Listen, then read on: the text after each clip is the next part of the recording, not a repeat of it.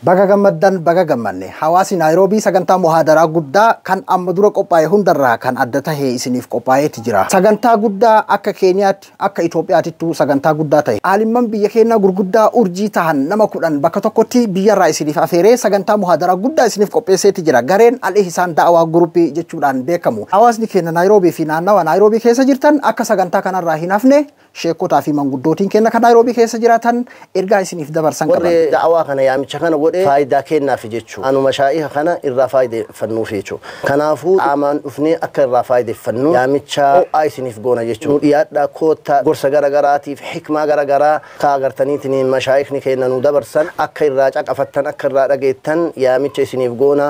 Akkuma san warri lafa fagoo qubattan Ameerikaa, Awurooppaa, Austraaliyaa lafa garagaraa biyya kanaan ala qubattanis qilleensa irratti akka dhiyaattanii hooda irraa fudhattan wanni kun isiniif kennamee isiniif godhamee mashaayikni isiniif jecha lafa gasiirraa masaafaa gasiirraa dhufanii baarakallahu fiikum jazaakumullahu khayran. Warri afaan kana dhageettan ka jirtanii fi ka biyya alaa jirtanillee Oktoobar 8tti yoo rabbiin fedhe jechaadha tiji ammatti seenne kana gaafa guyyaa 8 konferansii ajaa'ibaa guddaa jechu rabbiin agartanii achiin nu haa ga'u jenna. Ulamaa'ii gurguddoo namni gariin agartee ijaan hin argin sagalee isaanii dhagahuu malee garii isaanii ka agartee sagalee yoo hin dhagahii warra akkasiisantu affeerame jechaadha. Kan nama hedduu agartanii ka sababa isaaniitti rabbiin diinii kana naqe nama akkasii fa'aan nu dhihaatu deema akka agartanii ka guyyaa san nurraa hin hafne ka afaan kana dhageettan guyyaa illee guyyaa alhadaati guyyaa sanii rabbi nu gahee walitti nu haafidu jenna akka guyyaa sanii hafne. Boorana lafa jirullee warri keenya keessa jiru burjii garri ka gabraa ka ormaa warri afaan kana dhageettan marru akka nu dhiyaatan kabajaan isin waamna. Hawaasa keenya bakka jirtanitti baga gammaddanii baga gammanne isiniin jenna. Guyyaa alhadaa as deemu kana Oktoobar guyyaa 8 isin affeeranii jedhanii hawaasa keenya ka afaan kana dhageessan maqaa ulamaa'ii Naayiroobiitiin dhaamsa isinii dabarsanii. Buleeyyan sabooma walitti qabnu buleeyyan diinii walitti qabnu waan kanarraa cufti keessa nu dhuftanii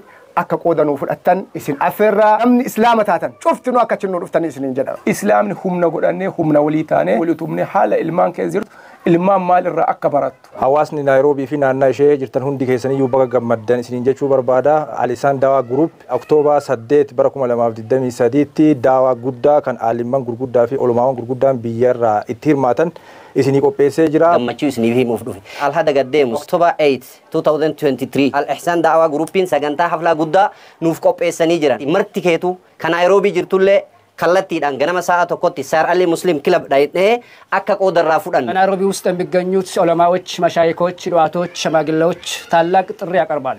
የሚመጣው እሁድ ኦክቶበር 8 ከኢትዮጵያ የመጡት ዓሊሞች፣ ዱዓቶች ናይሮቢ ይመጣሉ።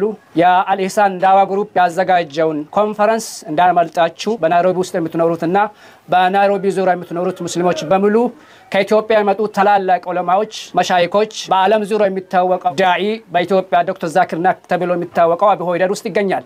የዓለም ቃሪኤ ዶክተር አፊ ሙሐመድ ታጅ sagantaa kana wanni adda si godhu kan akka Abu Haydar Dr. Zakir Itoophiyaawii jechuudhaan kan beekamu faaratu irratti argama. Akkasuma kan qaraatii quraanaatiin addunyaa guutuu ajaa'iba jechisiise kan akka Dr. Abdul Afiif faaratu irratti argama jechuudha. Sudeysiin Oromoo, Ustaaz Raayyaa Abbaa Macaa gooticha sabaa fi amantii akkasuma Ustaaz Jamaal Aliyyi kitaaba lubbuu qabu jechuudhaan kan beekamu. Akkasuma Ustaaz Ibsaa Hasan qeerroo lafaa dhufaa seenaa sahabotaa seenaa nabiyyi keenya alayhi salaatu wassalaam yeroo har'aan tana nu barsiisuudhaan beekamu.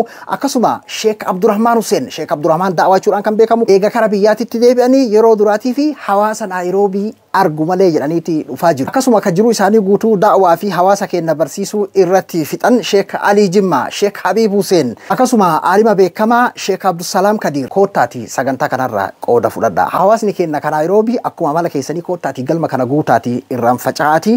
Ulamaa'ota keenyas qalbii isaanii gammachiisaa keessummaa keenya simadhaa isiniin jenna. Ati osoo galmi si jalaa guutee gubbarraan hin facaane ganamaan kootuuti bakka qabadhu ganama sa'a lamarraa eegala qophii. Koottaati sheekotii keessan hayyoota keessan kan wal arguudhaaf ijaa wal arguudhaaf dharraatanis wal agartanii akkasuma gorsa isaanii irraa qoodadhaanii yaamicha sheekotaa fi manguddoota keenyaa akkuma reefuu dhageessaniiti. Guyyaan sagantaa kun itti qophaa'e Oktoobar 8 bara 2023 guyyaa 5 qofa guyyaa 4 qofatu hafee jechuudha. Aladaa nu fuula dura jiru guyyaa dilbataa kan nu fuula dura jiru kanatti jechuudha kan inni qophaa'e. Kootuuti yeroo yeroodhaan sagantaa kanarratti argamini yaamicha manguddootaa fi sheekkotii kenna kan Naayiroobiiti. Sagantaa kanarraa haftee atis akka isheen ofirraa sinafin sagantaa kanarraa leenafin. Akkasuma hawaasni kenna kan Naayiroobii naannoo isinii keessa jirtan iddoo hawaasni kenna hedduminaan jiru keessatti gaariin makiinaan isiniif qophaa'eeti jira. Isin ganama gadi baataniitiin makiinaa hulaa keessan duraa isin fuudhaa jechuudha.